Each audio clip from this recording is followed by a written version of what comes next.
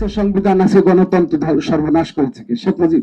মাওলানা ভাসানী যে কথা বলেছিলেন শেখ মুজিবের 70-এর ভোটের আগে, বলেছিলেন মুজিব ভোটের বাক্সে লাথি মারো, স্বাধীন বাংলা কায়েম করো। মুজিব ভোটে গিয়েছিলেন, তিনি রাউন্ড টেবিল বৈঠকে বসেছিলেন, সমস্ত কিছু বলেছিল তার প্রধানমন্ত্রী তো দেশ ভাগ না। এবং সেই মুজিব সে জিয়াউর রহমানের স্বাধীনতার ঘোষণা দিলেন, মুজিব আসলেন, যে সংবিধানের কথা, গণতন্ত্রের কথা, সংবিধানে একটি মৌলিক গণতন্ত্রের কথা আছে যে এদেশের মানুষ জনগণের সরকার নির্বাচিত করবে, এবং জনগণের সরকার নির্বাচিত করলো 73 সালে। খেয়াল আছে আপনাদের অনেকেরই থাকার কথা, বা অনেকে জানেন না, জন্ম নেননি। 73 সালে মুজিবের নির্বাচনে সর্বপ্রথম ভোট দখলত্ব নির্বাচন হয়েছে। এই যে আছে সংবিধান আছে, গণতন্ত্র সর্বনাশ করেছে কি শেখ মুজিব।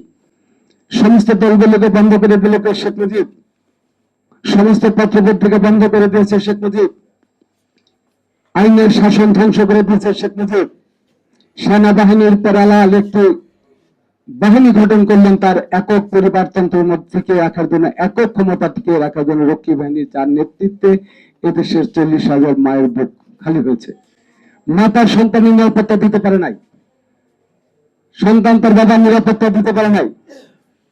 অর্থাৎ সে 74 সাল এবং সে সালে একটি দুর্বিষহ বছর, একটি দুর্বিষহ শাসকের মধ্য দিয়ে একদিকে আইনের শাসন ভুলুণ্ঠিত, জীবনের নিরাপত্তা নাই, আরেকদিকে 10 লক্ষ লোক সে শেখ মুজিবের সময় মারা গেলেন না খেয়ে, দুর্ভিক্ষে। এই ধরনের শেখ মুজিবরা যদি বেঁচে থাকে বা আসে, তাহলে তার গণতন্ত্র নিরাপদ স্বাধীনভাবে গণতন্ত্র দেশে থাকতে পারে না, যেটা শেখ হাসিনা করেছেন। কিনা করেছেন শেখ হাসিনা? পাশে বসে আছেন আমার নেতা, তার 500 মামলার আসামি, দিনের পর দিন তার অফিসে থাকতে হয়েছে, অফিস ভেঙে তাকে বের করে নেওয়া হয়েছে, তার গায়ের উপর আঘাত এনেছে, তাকে মৃত্যুর আগ্রহ হয়েছে, পরিবার পরিজন থেকে তাকে সরিয়ে রাখা হয়েছে। আমি আমাদের জীবনের কথা বলতে চাই যে 16টি বছরে 16টি মাস আমি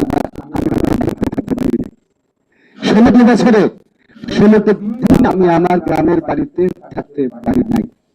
অর্থাৎ এই যে জীবন, এই যে একটা পরিবার, একটা অভিশপ্ত পরিবার, যে বাবার দেশটাকে ধ্বংস করে গেল, যে শেখ হাসিনার দেশটাকে ধ্বংস করে গেল, সমস্ত কিছুর মূলে ছিল গণতন্ত্র।